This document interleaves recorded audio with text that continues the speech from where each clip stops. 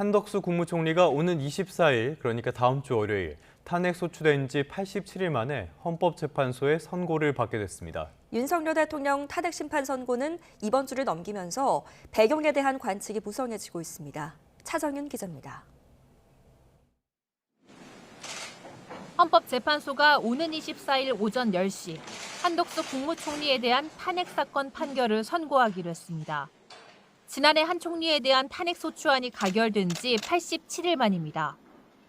윤석열 대통령 탄핵 사건과 일부 쟁점이 겹치는 만큼 같은 날 선고될 가능성도 제기됐지만 윤 대통령보다 10여일 먼저 늦게 탄핵 소추된 한 총리가 먼저 판결 선고를 받게 됐습니다.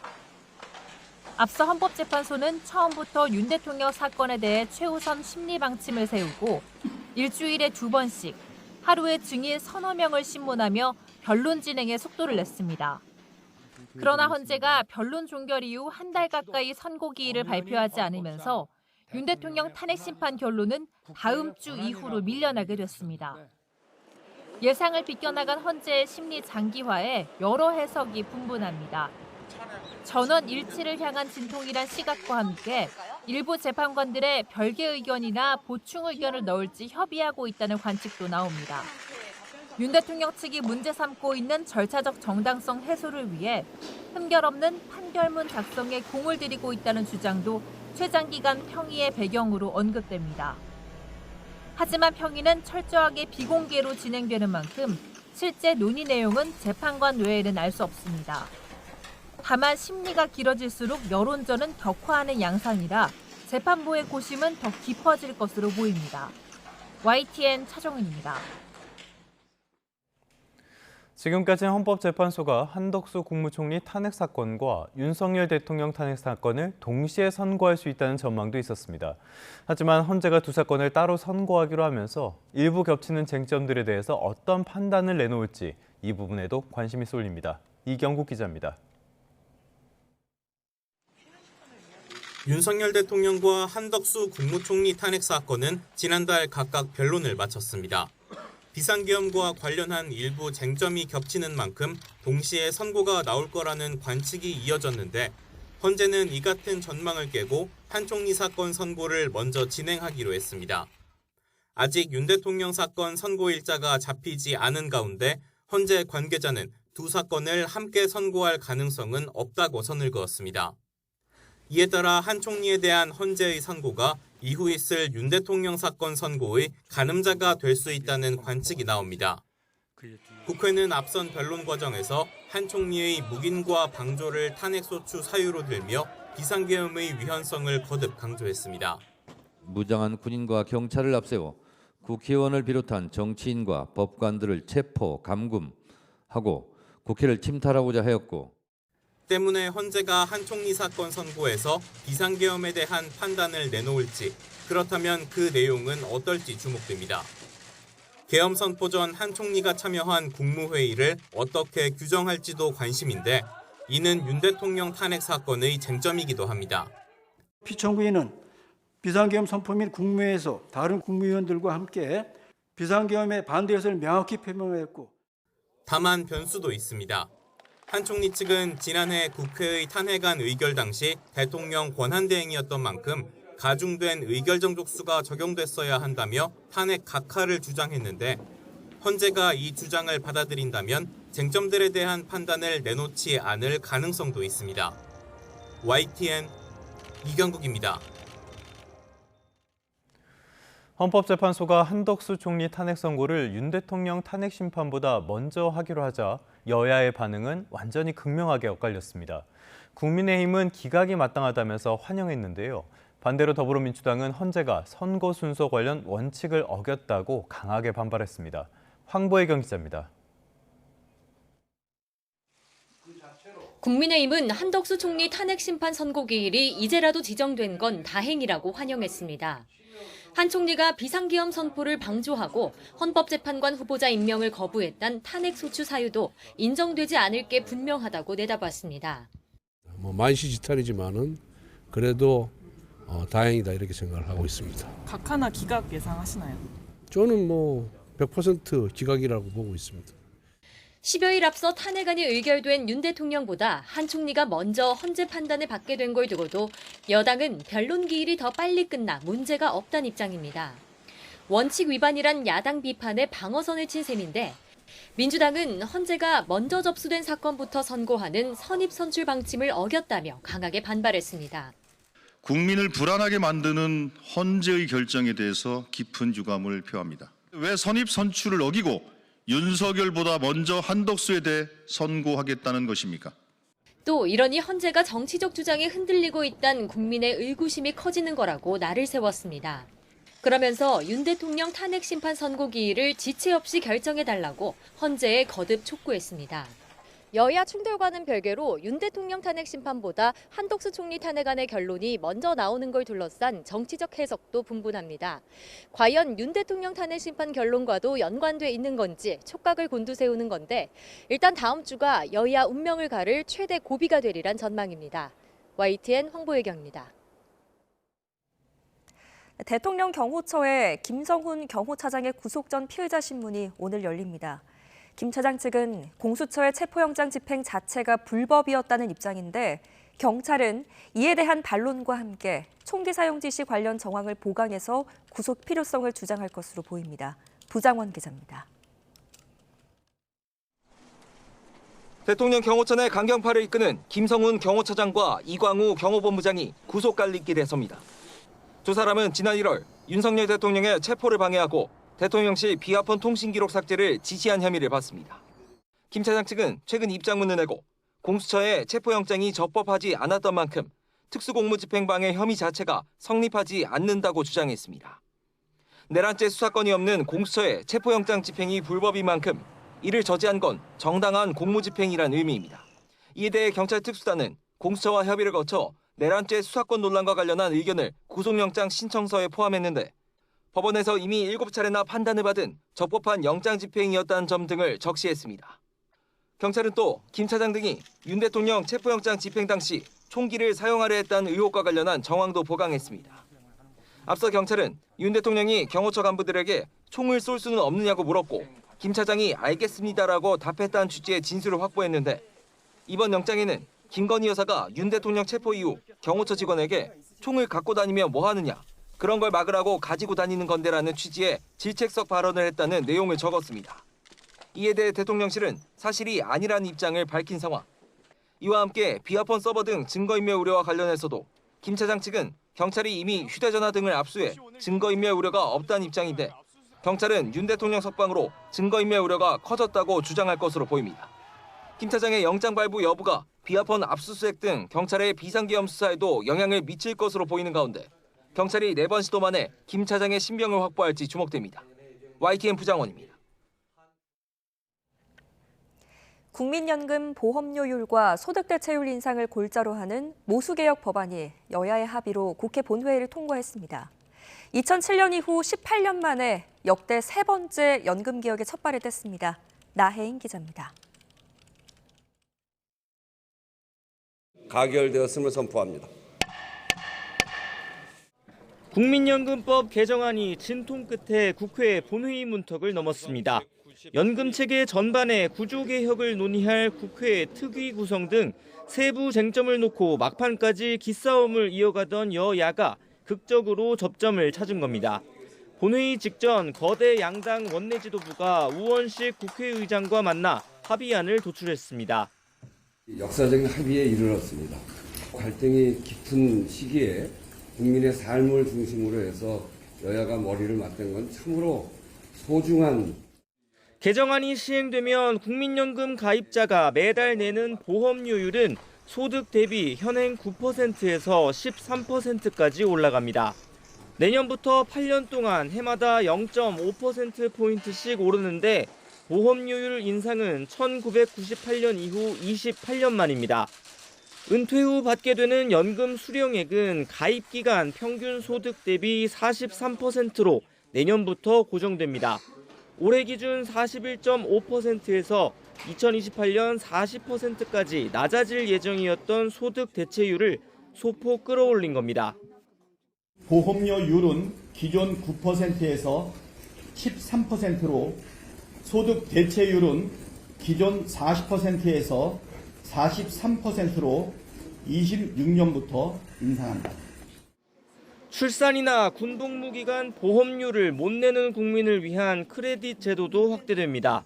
둘째 자녀부터 최대 50개월까지 연금 가입 기간을 더해줬던 출산 크레딧은 낮아진 출생률을 고려해 첫째부터 12개월씩 인정합니다. 군복무 중 연금 가입을 인정해주는 기간도 6개월에서 최대 12개월로 늘렸습니다. 국가의 안정적인 연금 지급 의무를 지우는 지급 보장 명문화 조항과 저소득층 보험료 지원도 추가됐습니다. 국민 신뢰 제고를 위해 국가가 국민연금의 안정적 지속적인 지급을 보장하고 필요한 시책을 수립하도록 규정한다. 개정안이 시행되면 국민연금 기금 소진 시점은 오는 2055년에서 2064년으로 9년가량 늦춰집니다. 재정 고갈 우려가 여전하고 노후 소득 보장이 충분하지 못하다는 비판이 있지만 거대 양당은 일단 18년 만에 연금 개혁에 물꼬를 텄다는 데 의미를 두는 모습입니다. YTN9입니다. 안덕근 산업통상자원부 장관이 3주 만에 미국을 방문해 민감국가 대상에서 제외해달라고 요청하겠다고 밝혔습니다. 다음 달 2일로 예정된 상호관세 발표에 대응해서는 비관세 장벽 제거 등의 조치와 또 한미 간의 협력 방안 등을 논의할 계획입니다. 이런 가운데 백악관은 한국 기업의 미국 투자를 트럼프 관세 성과라고 홍보하고 있습니다. 워싱턴 연결해 보겠습니다. 홍상희 특파원. 안덕근 산업장관이 다시 워싱턴 DC를 방문했습니다. 먼저 우리나라가 민감 국가로 지정된 것에 대한 대응은 어떻게 진행되고 있습니까? 네, 3주 만에 다시 워싱턴 DC를 찾은 안덕근 산업장관은 도착 즉시 크리스 라이트 미 에너지부 장관과의 면담 준비에 나섰습니다. 이번 방미는 4월 2일로 다가온 트럼프 대통령의 상호관세 발표를 앞두고 미 정부와 이미 조율됐던 일정인데요. 지난 1월 바이든 정부 말기 미국 에너지부가 우리나라를 민감국가 대상으로 지정한 사실이 최근 알려지면서 논란이 일자 이 관세 대응과 민감국가 지정 대응에 동시에 나서게 된 겁니다. 안 장관은 공항에서 특파원들을 만난 자리에서 우리나라가 민감국가 명단에서 제외되도록 요청하겠다고 말했습니다. 들어보시겠습니다. 에너지부 장관 만나서 정확한 사유와 그 절차에서 어떤 문제가 있는지 확인해보고 최대한 그 민감 국가 리스트에서 삭제하는 방향으로 협의를 하겠지만 그게 안 되는 경우에는 과학기술 협력하고 산업 협력하는데 장애가 되지 않도록 최선의 방안을 찾아볼 계획입니다. 네, 민감국가 대상 삭제를 최우선 목표로 하되 절차상 당장 삭제가 되지 않는다면 당분간 과학기술 협력 과정에서 추가될 수 있는 절차를 간소화할 수 있는 대안을 만들겠다는 건데요. 민감국가 대상으로 확정이 되면 다음 달 15일부터 에너지부 산하 연구기관과의 연구나 방문을 위해선 미국 에너지부의 사전 허가를 받아야 하기 때문입니다. 안 장관은 민감국가 지정과 관련해서 미국 정부의 공식 입장이 과학기술 협력 부분에 있어서는 큰 문제가 없다는 것이라고 강조했습니다. 어제 미 국무부도 미국은 한국과 견고한 과학 연구 분야 협력이 계속되길 원한다고 밝히기도 했습니다. 트럼프 대통령이 다음 달 상호관세 이거를 예고한 상태인데요. 여기에 대한 대응책, 정부의 보관은 어떤 겁니까? 네, 안덕근 산업장관의 이번 방미의 주된 목표는 다음 달 2일로 다가온 상호관세 대응이기도 합니다. 지난달 26일 하워드 러트닉 미국 상무부 장관과의 만남에서 협력 채널 구축에 공을 들였는데요. 이번 방미에서의 계획을 물어봤습니다. 들어보시겠습니다. 여기는 FTA를 체결하고 나서 지금 관세는 사실상 양국에는 없습니다. 근데 이제 비관세 문제가 제기가 되는 것들이 좀 있어서 이런 것들이 국내에서 신속하게 저희가 해결하고 있는 부분들이 있고 그런 내용도 좀 설명을 좀 하고. 네, 스콧 베센트 재무장관이 미국에 상당한 관세를 부과하는 국가를 더티 15라고 지칭하면서 이번 상호관세에서 주요 타깃으로 삼을 가능성이 제기되고 있는데요. 우리나라가 이 더티 15에 포함될지에 대해 묻자 안 장관은 예단할 수 있는 상황이 아니라고 말했는데 사실 우리나라는 한미 FTA로 대부분 미국산 상품을 무관세로 수입하고 있습니다. 안 장관은 한국을 상호관세 대상에서 면제할 수 있느냐의 문제에 대해서는 미국이 일단 국가별로 상호관세율을 4월 2일 발표한 이후에 추후 협상을 통해 바꿀 수 있다는 메시지를 보내고 있는 상황이라고 밝혔습니다. 상호관세 이슈가 트럼프 2기 임기 내내 진행될 사안이기 때문에 이 대응은 단판 승부가 아니라 신뢰를 쌓고 교역의 틀을 계속 만들어가야 하는 과정이라고 강조한 겁니다. 백악관이 한국 기업의 현지 투자를 트럼프 관세 정책의 성공 사례로 지금 소개하고 있는데 우리 정부의 대응에도 영향을 미칠 것 같습니다. 어떻습니까? 네, 백악관은 한국 기업의 미국 내 투자를 트럼프 관세 정책의 성공 사례로 소개했습니다. 현대차 그룹은 미국 조지아주의 현대차 그룹 메타플랜트 아메리카 준공식을 앞두고 있는데요. 이 현대차의 대미 투자가 오픈 AI, 소프트뱅크 등의 인공지능 투자에 이어서 트럼프 제조업 르네상스의 사례가 된다고 말한 겁니다. 안 장관은 3주 전에도 러트닉 상무장관과 만난 자리에서 조선과 첨단, 전략산업 분야에서의 협력 방안을 논의했습니다. 오늘 라이트 에너지부 장관과의 만남에서는 미국의 액화 천연가스, LNG 수입 확대 등 에너지 협력 논의가 있었을 것으로 보입니다. 안 장관은 에너지 수입선을 다변화하는 것이 우리나라의 에너지 안보 측면에서도 중요하기 때문에 미국과 에너지 협력 강화를 위한 구체적인 사안을 이번 방미에 협의할 것이라고 말했습니다.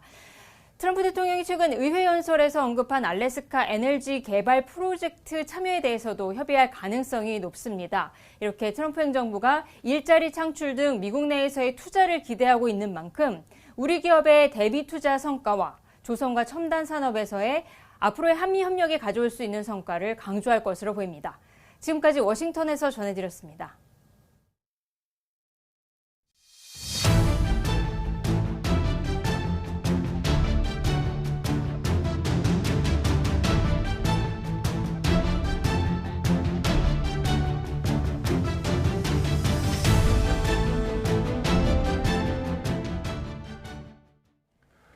네, 주요 뉴스 다시 하나하나 짚어보도록 하겠습니다. 한덕수 국무총리가 오는 24일, 다음 주 월요일입니다. 탄핵 소추된 지 87일 만에 헌법재판소의 선고를 받게 됐습니다. 윤 대통령 탄핵 심판 선고는 이번 주를 넘기면서 그 배경에 대한 관측이 무성해지고 있습니다. 차정윤 기자입니다. 헌법재판소가 오는 24일 오전 10시 한덕수 국무총리에 대한 탄핵 사건 판결을 선고하기로 했습니다. 지난해 한 총리에 대한 탄핵 소추안이 가결된 지 87일 만입니다. 윤석열 대통령 탄핵 사건과 일부 쟁점이 겹치는 만큼 같은 날 선고될 가능성도 제기됐지만 윤 대통령보다 10여일 먼저 늦게 탄핵 소추된 한 총리가 먼저 판결 선고를 받게 됐습니다. 앞서 헌법재판소는 처음부터 윤 대통령 사건에 대해 최우선 심리 방침을 세우고 일주일에 2번씩 하루에 증인 서너 명을 신문하며 변론 진행에 속도를 냈습니다. 그러나 헌재가 변론 종결 이후 한 달 가까이 선고 기일을 발표하지 않으면서 윤 대통령 탄핵 심판 결론은 다음 주 이후로 밀려나게 됐습니다. 예상을 비껴나간 헌재의 심리 장기화에 여러 해석이 분분합니다. 전원 일치를 향한 진통이란 시각과 함께 일부 재판관들의 별개 의견이나 보충 의견을 넣을지 협의하고 있다는 관측도 나옵니다.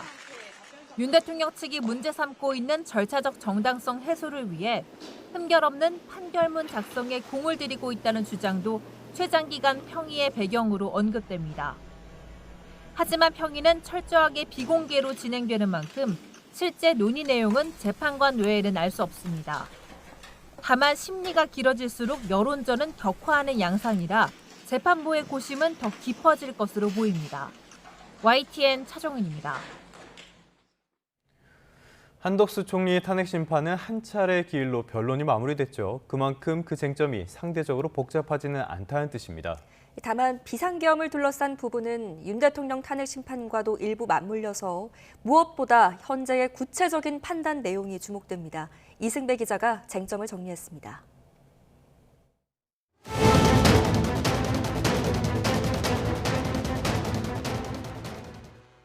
한 총리 탄핵 소추 사유는 비상계엄 이전과 비상계엄 당시 총리로서 한 행위, 이후 대통령 권한대행으로서 내린 결정들까지 모두 5가지입니다. 대표적인 건 비상계엄 당시 한 총리의 행위를 파면할 만큼 중대한 법 위반이라 볼지 여부입니다. 국무회의는 사실상 없었고 간담회 수준의 흠결 많은 국무회의를 수수방관한 책임이 큽니다. 내란 행위를 사실상 묵인, 방조하였습니다. 저는 대통령님이 어떤 계획을 갖고 계신지 사전에 알지 못하였고 대통령님이 다른 선택을 하시도록 설득하지 못했습니다. 특히 비상계엄의 위헌성은 윤 대통령 탄핵 심판과도 맞물려 있어 헌재의 구체적인 판단이 주목됩니다. 이후 대통령 권한대행이 된 한 총리가 내란 상설특검 후보자 추천을 의뢰하지 않은 것, 국회가 선출한 헌법재판관 후보자를 여야 합의 등을 이유로 임명하지 않은 것도 쟁점입니다. 이 가운데 헌법재판관 불임명의 경우 앞서 헌재는 권한쟁의 사건에서 위헌이란 판단을 내렸습니다.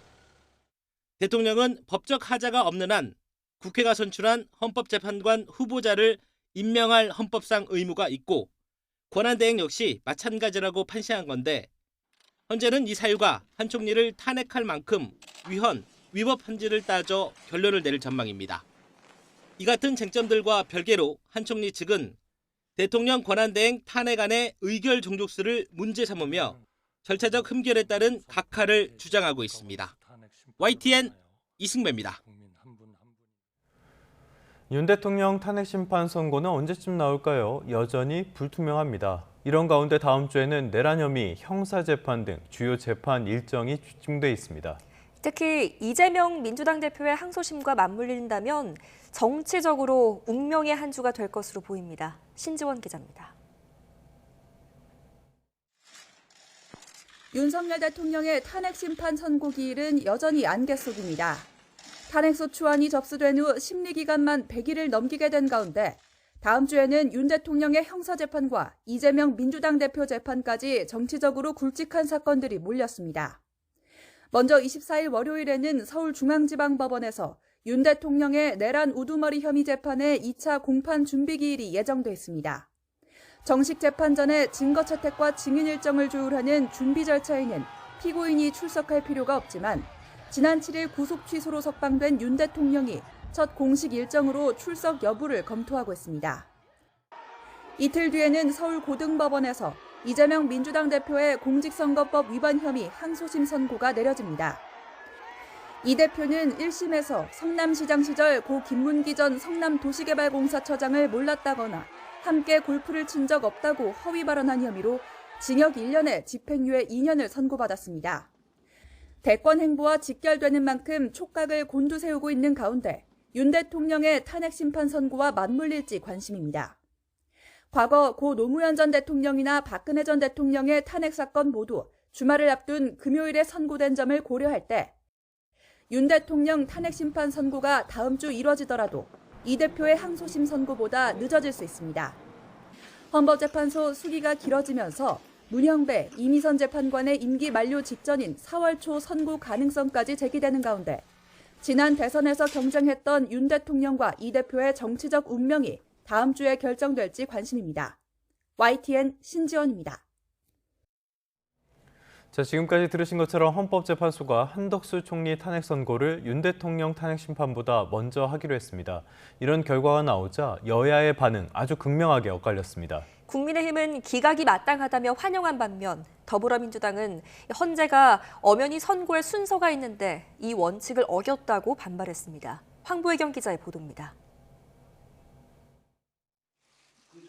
국민의힘은 한덕수 총리 탄핵 심판 선고 기일이 이제라도 지정된 건 다행이라고 환영했습니다. 한 총리가 비상계엄 선포를 방조하고 헌법재판관 후보자 임명을 거부했단 탄핵 소추 사유도 인정되지 않을 게 분명하다고 내다봤습니다. 만시지탄이지만은 그래도 다행이다 이렇게 생각을 하고 있습니다. 각하나 기각 예상하시나요? 저는 100% 기각이라고 보고 있습니다.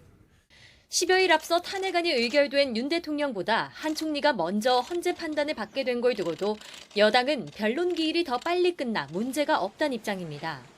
원칙 위반이란 야당 비판에 방어선을 친 셈인데 민주당은 헌재가 먼저 접수된 사건부터 선고하는 선입선출 방침을 어겼다며 강하게 반발했습니다. 국민을 불안하게 만드는 헌재의 결정에 대해서 깊은 유감을 표합니다. 왜 선입선출을 어기고 윤석열보다 먼저 한덕수에 대해 선고하겠다는 것입니까? 또 이러니 헌재가 정치적 주장에 흔들리고 있다는 국민의 의구심이 커지는 거라고 날을 세웠습니다. 그러면서 윤 대통령 탄핵 심판 선고기일을 지체 없이 결정해달라고 헌재에 거듭 촉구했습니다.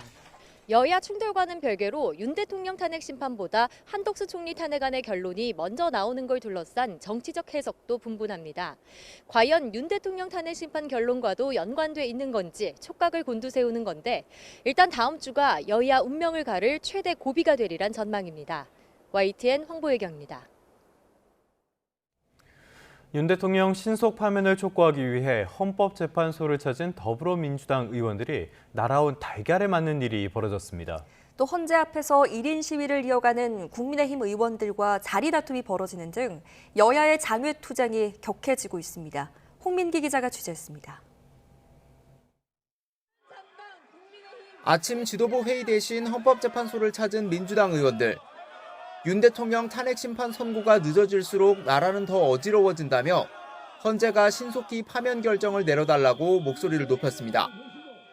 헌법재판소는 신속하게 당장 내일이라도 윤석열 탄핵 심판에 대한 선고를 하여 국가와 국민을 보호하고. 그런데 기자회견 도중 민주당 의원들을 향해 누군가 던진 계란과 바나나 등이 날아들었습니다. 백혜련 의원이 얼굴에 계란을 맞았고 다른 의원들도 피해를 입었습니다. 불과 몇 미터 정도 떨어진 곳에선 강민국, 나경원 의원 등 국민의힘 의원들의 1인 시위와 천막 농성도 진행되고 있었는데 조속히 윤석열 대통령의 탄핵 심판이 제대로 이루어질 수 있도록 기각 내지는 각하가 나올 수 있도록. 추경호 의원이 야당 의원들 바로 뒤에서 탄핵 기각 손팻말을 들고 서 있는 장면도 포착됐습니다. 민주당 의원들 사이에선 추 의원이 기자회견을 방해했다는 항의가 나왔는데 추 의원은 먼저 시위하고 있었던 건 자신이라며 방해한 건 오히려 민주당 의원들이라고 반박하는 등 신경전도 벌어졌습니다.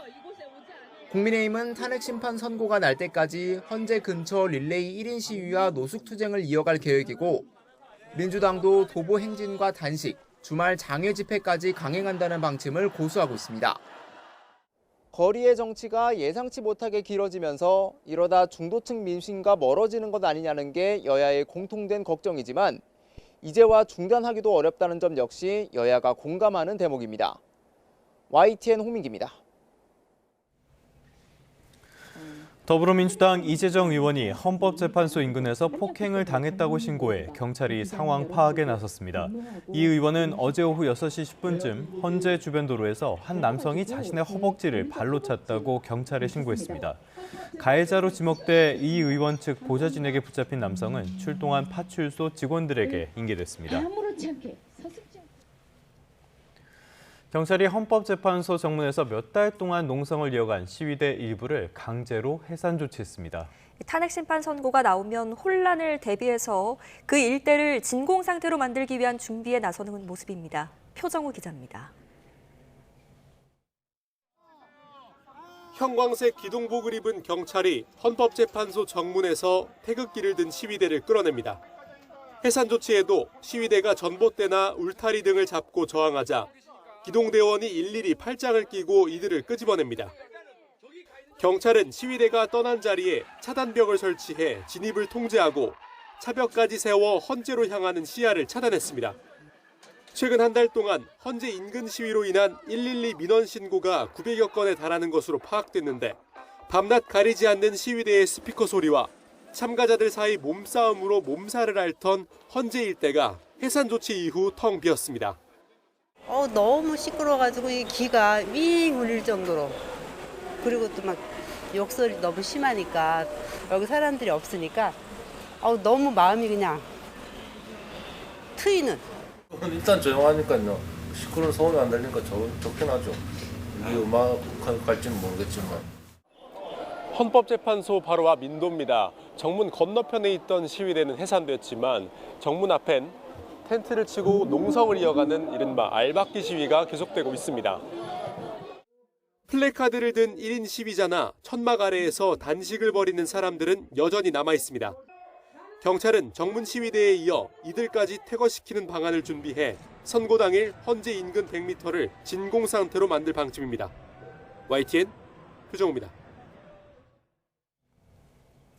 네, 국민연금을 더 내고 더 받는 내용의 모수개혁안이 국회 본회의 문턱을 넘으면서 지난 2007년 이후 18년 만에 연금개혁이 이루어졌습니다. 국민연금법 개정안은 제적 277명 가운데 찬성 193명, 반대 40명, 기권 44명으로 본회의에서 의결됐습니다. 개정안은 내는 돈인 보험료율을 13%로, 받는 돈인 소득대체율은 43%로 모두 올리고 국가 지급 보장을 명문화하는 내용 등을 담았습니다. 이번 연금 개혁안이 실현되면서 가장 관심이 가는 부분은 실제로 얼마나 더 내야 하고 얼마나 더 받게 되느냐, 이 부분이 아닐까 싶습니다. 평균적인 직장인이라고 가정할 때 지금보다 평생 5천만 원을 더 내고 2천만 원을 더 받게 되는 것으로 추산됐습니다. 김주영 기자입니다. 이번 연금 개혁으로 우리가 내야 할 보험료율은 내년부터 해마다 0.5%포인트씩 13%까지 오를 예정입니다. 현행 보험료율 9%보다 4%포인트 올라간 건데 실제로는 얼마나 더 내야 하는 것일까?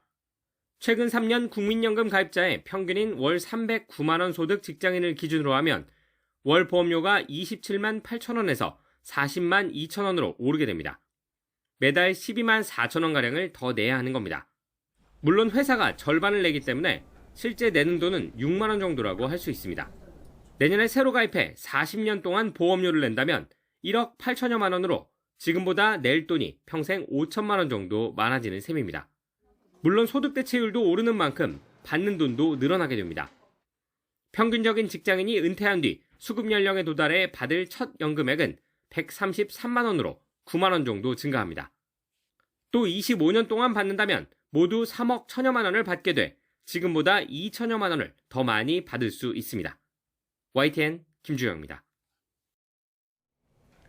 의정 갈등 흐름도 살펴보죠. 대학들이 의대생들의 휴학을 반려하고 있는 가운데 오늘부터 속속 복귀 시한이 다가옵니다. 이대로 학생들이 돌아오지 않는다면 대규모 재적과 유급이 불가피합니다. 의대생들은 휴학계가 아직 유효하다며 부당한 처우가 있다면 소송도 불사하겠다고 밝혔습니다. 염혜원 기자입니다. 대학이 정한 의대생 복귀 시한은 전체 수업 일수의 4분의 1이 지나가기 전입니다. 그 시점이 오늘부터 시작됩니다. 연세대와 고려대, 경북대 의대는 오늘을 복귀 시한으로 잡고 이를 넘길 경우 학칙대로 처리한다고 공지했습니다. 오는 27일에는 서울대 등 3개 학교, 28일엔 가톨릭대를 비롯한 7개 학교 등 이달 말까지 각 의과대학은 차례로 복귀 시한을 맞습니다. 이후엔 출석 일수 미달로 F학점, 유급이 되고 등록까지 하지 않으면 제적됩니다. 대규모 유급 사태가 목전까지 온 상황 속에 정부는 다시 한번 엄정 대응 방침을 밝혔습니다. 지속적인 수업 거부 시 학칙에 따라 엄정히 대응할 수밖에 없음을 다시 말씀드립니다. 의대생들은 돌아갈 뜻이 없음을 분명히 했습니다. 대한의과대학 의학전문대학원 학생 대표들은 공동 성명서를 내고 학생들은 휴학할 권리가 있다면서 휴학계 처리에 부당한 일을 당한다면 소송을 비롯한 모든 수단을 강구하겠다고 밝혔습니다. 제일 먼저 복귀 시한을 맞은 연세대 의대 교수들도 정부가 권한 밖의 근거를 내세워 휴학을 승인하지 않도록 강요하고 있다고 비판했고 대한의사협회도 집단 제적 시 앞장서 투쟁하겠다고 경고했습니다. 의대생들은 작년의 행동을 개인적 신념에 입각한 자주적 의사표현이라고 이야기해 왔습니다. 그러한 판단 기준을 현재 상황에도 그대로 적용해 주기를 바랍니다. 각 대학은 학생들과의 1대1 면담을 넘어 학부모 설명회를 여는 등 복귀를 위한 막판 설득 작업에 나서고 있습니다. YTN 염혜원입니다. 오늘부터 따뜻한 봄 날씨가 이어지겠습니다. 오늘 아침 서울이 8도선으로 출발하면서 출근길에도 추위 걱정이 없고요. 낮에는 기온이 10도가량 더 오르겠습니다. 특히 휴일인 모레는 서울 기온이 22도까지 오르겠는데요. 그만큼 일교차가 크기 때문에 체온 조절을 잘 하셔야겠습니다. 우리나라로 따뜻한 남서풍이 불어들면서 기온이 크게 오르는 건데 스모그도 함께 유입되고 있습니다. 현재 중부지방을 중심으로 초미세먼지 농도가 나쁨 수준을 보이고 있는데요. 점차 전국으로 먼지가 확대되겠고 서쪽을 중심으로는 종일 대기질이 탁하겠습니다. 또 이 바람이 태백산맥을 넘으면서 영동 지역에는 강풍이 불고 있습니다. 동쪽 지역은 대기도 건조해지고 있는 만큼 화재 사고를 조심하셔야겠습니다. 오늘 하늘 자체는 맑게 드러나겠고요. 출근길에 중부 서해안 지역은 안개가 짙게 끼겠습니다. 현재 기온은 서울이 8.1도, 대구가 6.6도 보이고 있습니다. 한낮에는 서울 17도, 대구는 22도까지 오르겠습니다. 날씨였습니다.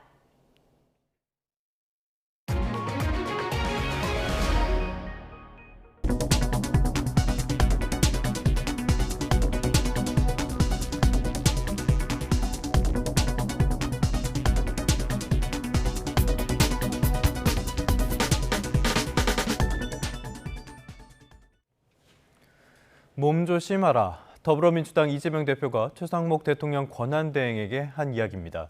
국민의힘은 이 대표야말로 체포 대상이라면서 맹공을 쏟아부었고요. 더불어민주당은 발언을 두둔하면서 한 걸음도 물러서지 않고 있습니다. 김철희 기자가 보도합니다. 이재명 대표의 이른바 몸조심 발언을 두고 여당 반발은 가라앉기는커녕 더 거세지고 있습니다. 조폭이나 할 법한 그건 아니냔 건데 개딸 동원령, 제명국가 같은 날선 표현까지 이 대표 비난에 동원됐습니다. 이야말로 내란 선동이고 테러 조장 아닙니까? 이제 협박죄까지 저지른 이재명 대표야말로 현행범 체포 대상 1순위 아닙니까? 야당이 다시 최상목 권한대행 탄핵 카드를 꺼내든 것에는 할 테면 해보라면서도 탄핵에 필요한 의결 종족수가 몇 명인지도 함께 답하라고 되받았습니다. 형수에게 폐륜적인 막말을 쏟아내던 그 본성이 튀어나온 것입니다. 탄핵을 할 거면 공갈 협박하지 말고 빨리 하십시오. 민주당 일각에선 이 대표의 표현이 다소 과했다는 건 인정한다는 의견도 나왔습니다. 다만 최 대행이 책무를 다하지 않는 걸 지적하는 내용 아니었냐며 이해할 수 있다고 감쌌습니다. 마은혁 헌법재판관을 임명하지 않는 게 헌법 위반이라고 헌법재판소에 선언을 했습니다. 국민적 분노를 이재명 대표가 대신한 게 아닌가라는 생각을 하고 있고요. 민주당 내부에선 헌법재판소에 주속한 판단을 요구하는 목소리 역시 점점 커지고 있는데 지도부도 더 이상 기다릴 수 없다는데 인식을 같이 한 듯 최 대행 탄핵 절차를 개시하겠다고 밝혔습니다. 탄핵 절차를 개시할 것으로 결정을 했습니다. 구체적인 절차와 시기에 대해서는 조금 더 협의를 해 나가는 것으로. 다만 중도층 민심과 여론의 역풍을 고려해 탄핵안 발의 시기는 고심하는 기류입니다. 윤 대통령 탄핵 심판 선고까지 최상목 권한대행을 둘러싼 여야의 대치는 갈수록 격해질 것으로 보입니다. YTN 김철입니다. 내란 혐의를 받는 조지호 경찰청장 등 경찰 수뇌부의 첫 번째 공판이 진행됐습니다. 조 청장 측은 계엄 당일 국회에 경찰을 투입한 건 평소와 같이 치안 임무를 수행한 것이라면서 혐의를 부인했습니다. 권준수 기자가 보도합니다. 비상계엄 당일 국회를 봉쇄하고 정치인 체포조 운영에 가담한 혐의를 받는 조지호 경찰청장 등 경찰 지휘부의 첫 공판이 열렸습니다. 구속된 채로 재판에 넘겨졌다가 건강상 이유로 보석 석방된 조 청장은 마스크를 쓴 채 정장 차림으로 법정에 나왔습니다. 검찰은 조 청장과 김봉식 전 서울경찰청장이 계엄 선포 전 윤석열 대통령 안가에서 국회 통제 등 계엄에 협조하라는 지시를 받아 이행했다고 주장했습니다. 반면 조 청장 측은 국회에 경찰 기동대를 투입한 건 평상시와 마찬가지로 치안 임무를 수행한 것에 불과하다며 국헌 문란이나 내란 목적이 없었다고 공소 사실을 부인했습니다. 그러면서 계엄 사령관 지시에 따라 국회 통제를 강화했지만 위법성에 대한 인식이 없었고 실질적으로 담을 넘는 자를 통제하지 않는 등 계엄이 조기에 해제될 수 있도록 사실상 기여했다고 주장했습니다. 경찰 수뇌부 가운데 유일하게 구속 상태인 김 전 서울청장 측도 입장은 같았습니다. 국회에 최초로 투입된 기동대 360명만으로는 내란죄에 해당하는 폭동 요건이 되지 않는다는 겁니다.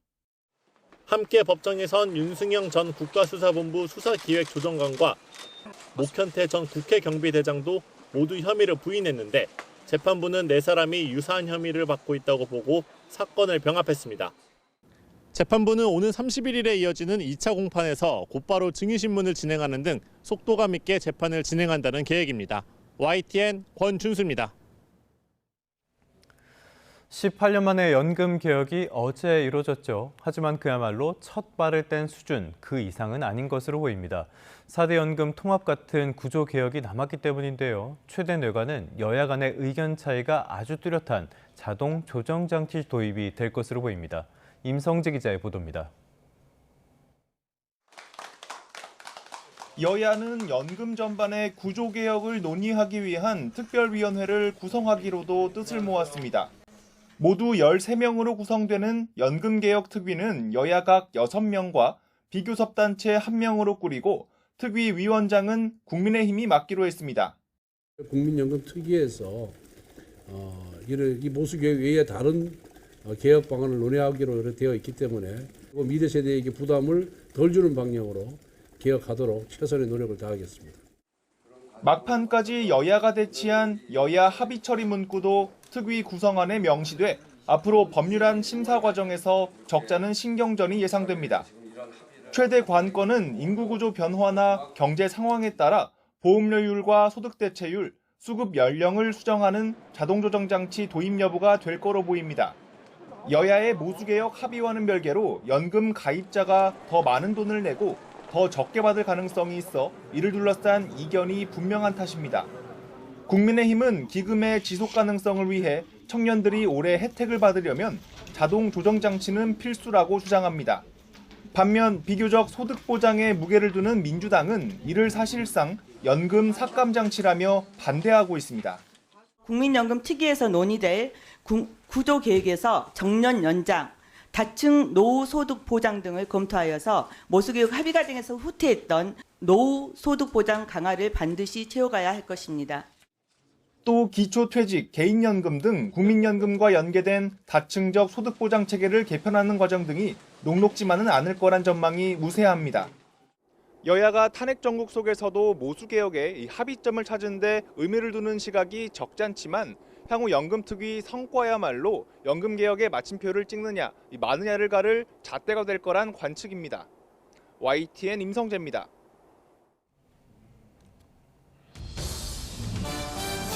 사건 사고 한 줄 뉴스입니다. 전남경찰청에 소속된 한 경감이 의료법 위반 혐의로 입건된 피의자로부터 현금과 명품 가방을 받은 혐의로 검찰 수사를 받고 있습니다. 경찰이 2021년 7월부터 지난해 말까지 기아차 광주 공장에서 자녀를 취업시켜주겠다며 5명에게서 4억 5천만 원을 받아챙긴 기아차 전 노조 간부 50대 A씨에 대해 사전 구속영장을 신청했습니다. 수원지방검찰청은 지난 2021년 9월부터 3년 동안 주한미군 영내시설의 유지보수공사 입찰 과정에서 내부 정보를 전달하고 대가로 국내 용역업체로부터 3억 9천만 원을 받은 혐의를 받는 미국인 군무원 A씨 등 3명을 구속 기소했다고 밝혔습니다. 동문 여성의 얼굴을 합성한 음란물을 만들어서 유포한 서울대 딥페이크 사건의 공범이 2심에서도 징역형을 받았습니다.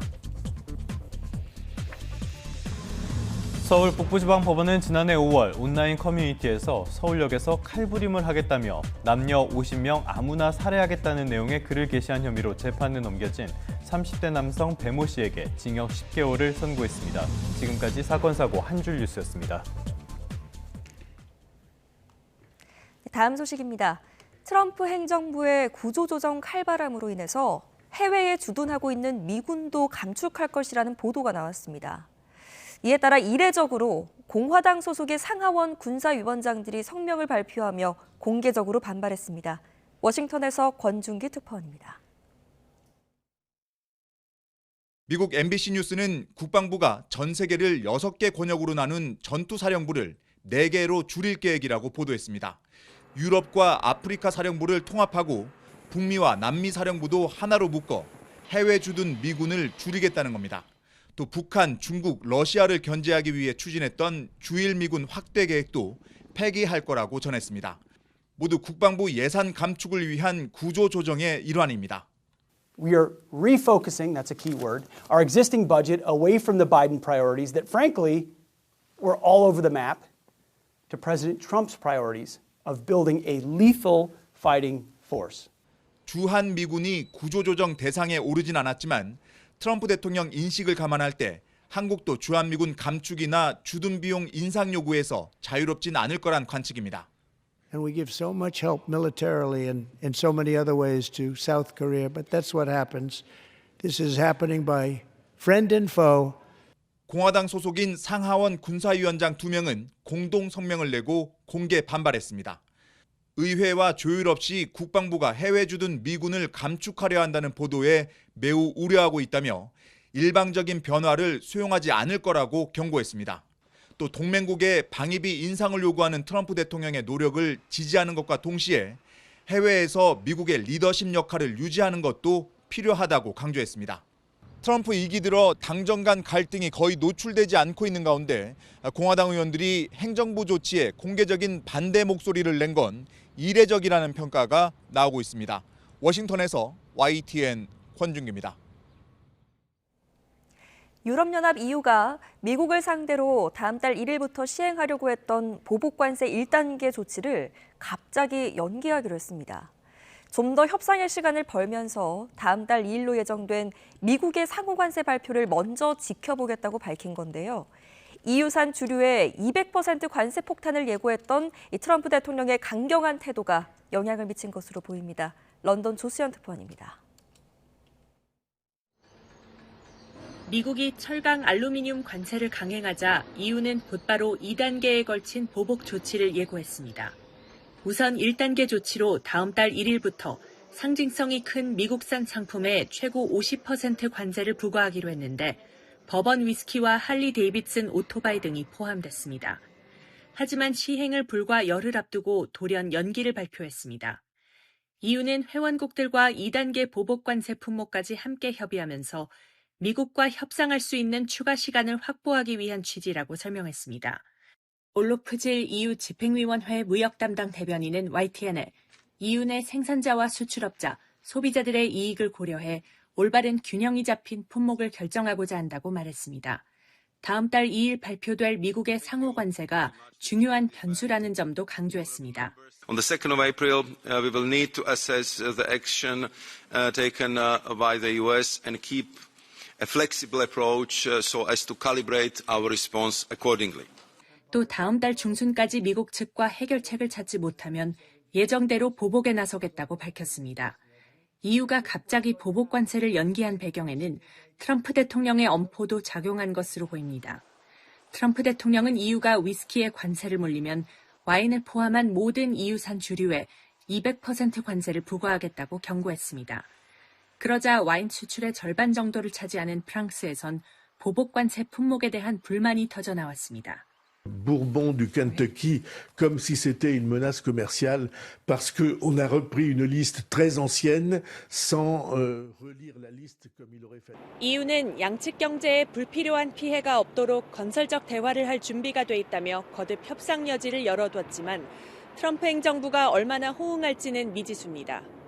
런던에서 YTN 조수연입니다. 네, 그렇다면 미국의 국내 상황은 어떨까요?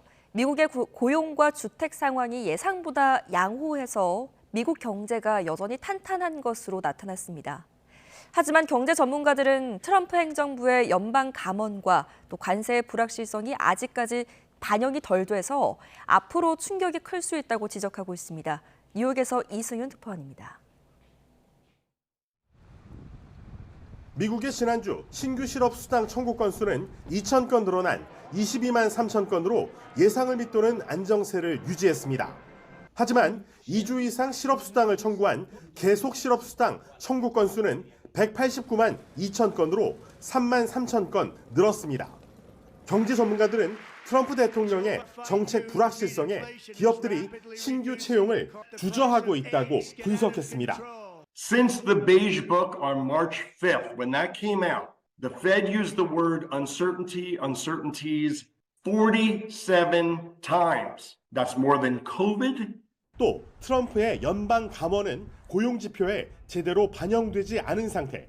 로이터 통신은 공무원 2만 5천 명이 해고됐지만 복직과 행정 휴가를 반복해 실업자로 집계되지 않은 경우가 많다고 전했습니다. 겉과 속이 다른 건 미국 주택시장도 마찬가지. 지난달 미국의 기존 주택 거래량은 예상외로 증가했지만 신축 주택 시장은 타격이 심각합니다.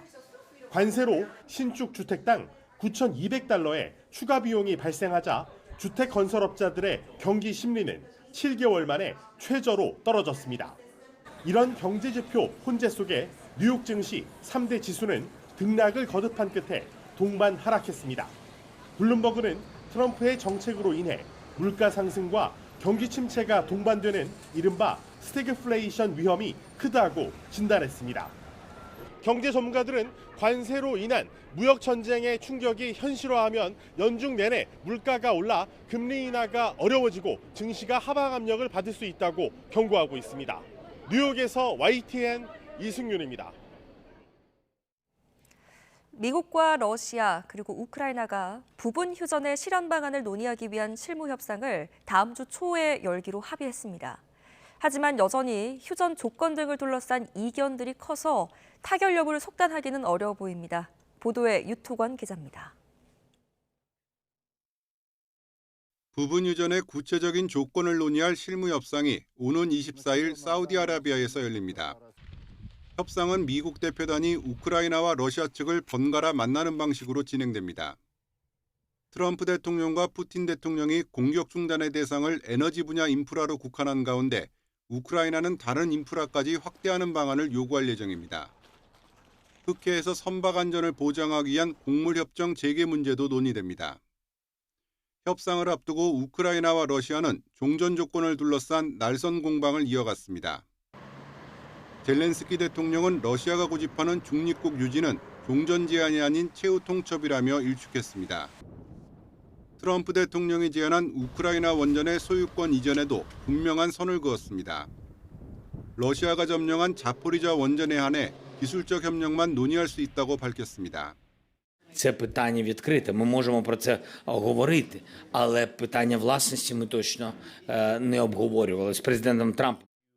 젤렌스키 대통령은 또 EU 정상회의에 화상으로 참여해 포탄 200만 발을 포함한 63조 원 규모의 군사 지원을 신속히 결정해달라고 촉구했습니다. 하지만 EU 정상들은 기여금 규모 등을 둘러싼 이견으로 첫날 회의에서 결론을 끌어내지 못한 것으로 알려졌습니다.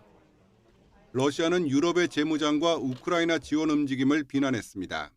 Европа пока ударилась, скажем так, в милитаризацию себя и скорее превратилась в партию войны. 여기에 트럼프 대통령이 우크라이나에 약속한 정보 공유와 방공 시스템 협력에 러시아가 반대하고 있어 휴전 협상의 뇌관으로 작용할 수 있습니다. YTN 유토관입니다. 여자 프로농구에선 BNK가 창단 첫 우승 트로피를 들어 올렸습니다. 우리은행의 한 점 차 짜릿한 역전승을 거두고 챔피언 결정전 3연승으로 새 역사를 만들었습니다. 양시찬 기자입니다. 우리은행 김단비의 슛이 노골이 되면서 경기 종료 부조가 울리자 BNK 선수들이 일제히 얼싸안습니다. BNK가 창단 첫 우승을 달성한 순간입니다. 챔피언 티셔츠와 모자를 쓰고 손가락으로 일자를 그린 선수들. 부산 홈팬들 앞에서 달성한 우승이어서 감동은 더 컸습니다. 엎치락뒤치락 아슬아슬한 승부가 이어지던 4쿼터. 경기 종료 20초를 채 남기지 않고 박혜진의 결정적인 3점 슛이 터졌습니다. 2점 차로 뒤진 점수를 단숨에 뒤엎는 짜릿한 석점포. 우리은행의 마지막 공격이 실패로 끝나면서 결국 손에 땀을 쥐게 한 승부는 BNK의 한 점 차 승리로 마무리됐습니다. 적지에서 2승을 거둔 뒤 홈에서 1승을 추가하며 3경기 만에 챔피언 결정전을 끝냈습니다. 김소니아와 박혜진, 이소희, 사키 등 주전들이 고르게 활약한 가운데 3점 슛 3방을 포함해 13점을 넣고 어시스트도 7개를 배달한 안예지가 챔피언 결정전 MVP로 선정됐습니다. 그냥 저는 우승을 하고 싶었어요. 제가 팀에 뭘 해야 도움이 되는지 뭐 이런 거 생각하면서 연습했고 그냥 우승이 계속 하고 싶었어요. 우승팀을 지휘한 박정은 감독은 WKBL 역사를 새로 썼습니다.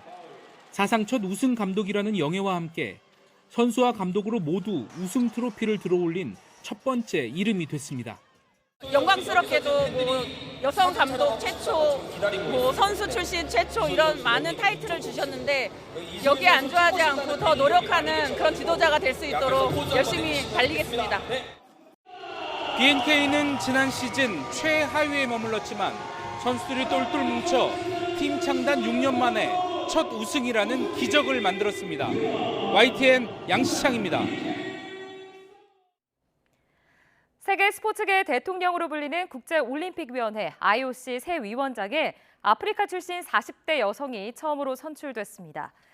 그리스 코스타 나비로니에서 열린 제444차 IOC 총회에서 새 위원장을 선출하는 투표가 진행됐는데요. 짐바브웨 출신 올림픽 수영 2관왕 41살 커스티 코번트리가 과반 득표로 당선됐습니다. 첫 여성이자 최연소 IOC 위원장으로 아프리카 출신이 선출된 것 역시 이번이 처음인데요. 코번트리 신임 위원장은 기자회견에서 IOC가 다양성을 수용하는 방향으로 발전해 왔음을 보여주는 강력한 신호라고 밝혔습니다. 이어 오늘날 세계가 매우 분열된 상황 속에 올림픽은 인류의 선한 가치를 보여줄 가장 큰 플랫폼이라고도 강조했습니다. 제10대 위원장이 된 코번트리는 오는 6월 8년의 임기를 시작하며 한 차례 연임할 경우 최장 12년 동안 위원장으로 활동하게 됩니다. 금요일 스포츠 뉴스였습니다. 네, 다음 소식입니다. 올해 들어서 중국에서 캐나다 국적의 마약 사범 4명에 대한 사형을 집행되면서 양국 간의 외교 문제로 번지고 있습니다. 마오닝 중국 외교부 대변인은 정례 브리핑에서 마약 범죄를 타격하는 것은 각국의 공동 책임이라며 중국은 법치 국가로서 법에 따라 관련 사건을 공정하게 처리했다고 말했습니다. 이어 캐나다는 마땅히 법치 정신을 존중하고 중국의 사법 주권 간섭을 중단해야 한다고 덧붙였습니다. 미국 정부가 조류 인플루엔자 확산으로 달걀 공급 부족 사태가 계속되자 한국에서 달걀을 더 많이 수입하겠다고 밝혔습니다. 브룩 롤린스 미 농무부 장관은 현지 시간 20일 미국이 한국에서 더 많은 달걀을 수입하기 시작할 것이라고 말했다고 로이터 통신이 보도했습니다.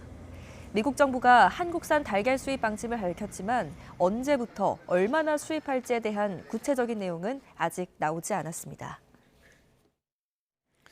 제롬 파월 연준 의장의 시장 달래기 그 효과가 오래가지 못했습니다. 하루 만에 뉴욕 증시는 일제히 내림세로 돌아섰습니다. 그나마 보시는 것처럼 내림폭이 그렇게 크진 않았는데요. 3대 지수 모두 약보합 수준에서 거래를 마쳤습니다.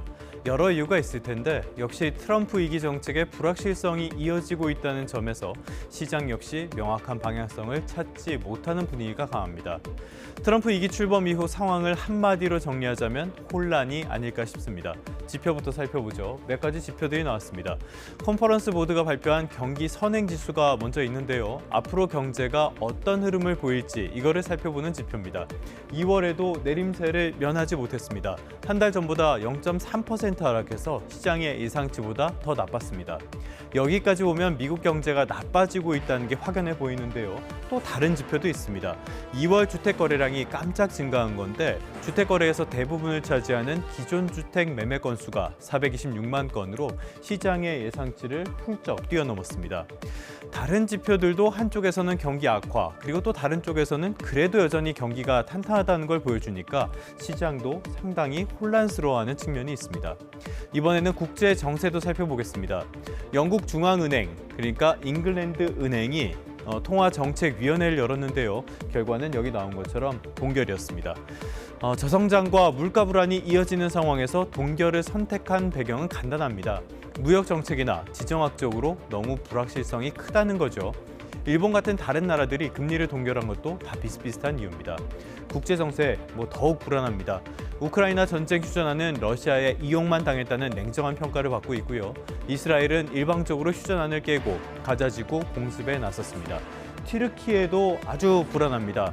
에르도안 대통령이 야권 유력 대권 주자를 체포한 여파가 상당히 큰데요. 이런 모든 요소들 미국 달러와의 가치 상승으로 이어지고 있습니다. 달러 가치는 주가에도 영향을 미치니까요. 관심을 가지는 게 좋겠습니다. 오늘 살펴볼 기업은 바로 엔비디아인데요. 엔비디아 자체보다는 여파에 조금 더 집중해 보겠습니다. 지금 엔비디아의 연례 개발자 회의인 GTC 행사가 진행되고 있습니다. 연일 젠슨 왕 CEO의 발언이 나오고 있는데요. 간밤에는 자신의 양자 컴퓨터 관련 발언을 사과했습니다. 지난 1월에 유용한 양자 컴퓨터가 나올 때까지 20년은 걸릴 것이다 라고 이야기를 했는데 당시에 그래서 양자 컴퓨터 관련 종목들의 주가가 폭락했습니다.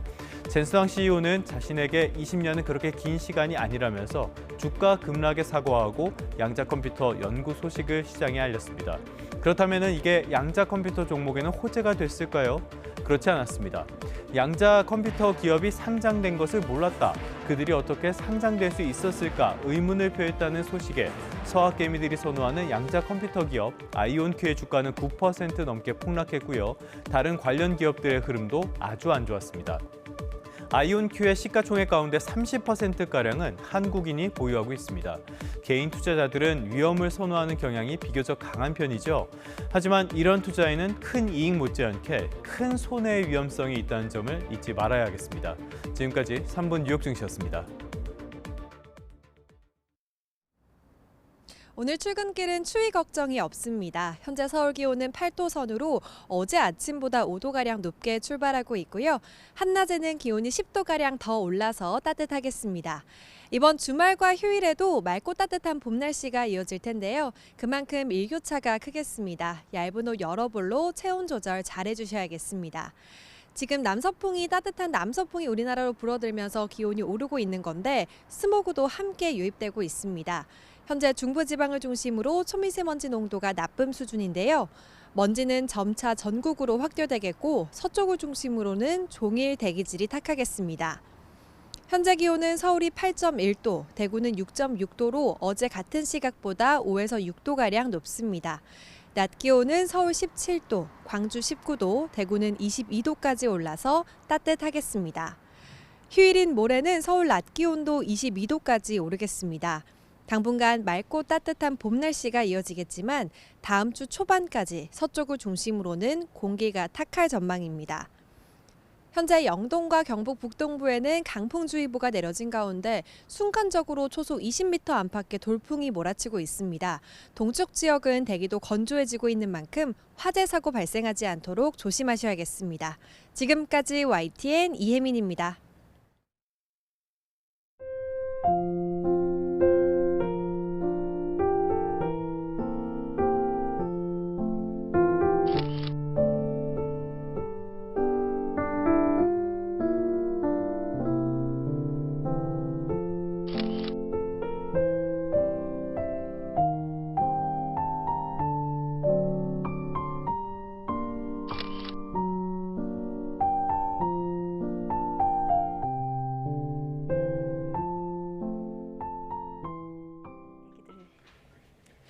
네, 3분 뒤에 뉴스타트 3부가 계속됩니다. 저희는 잠시 후에 뵙겠습니다.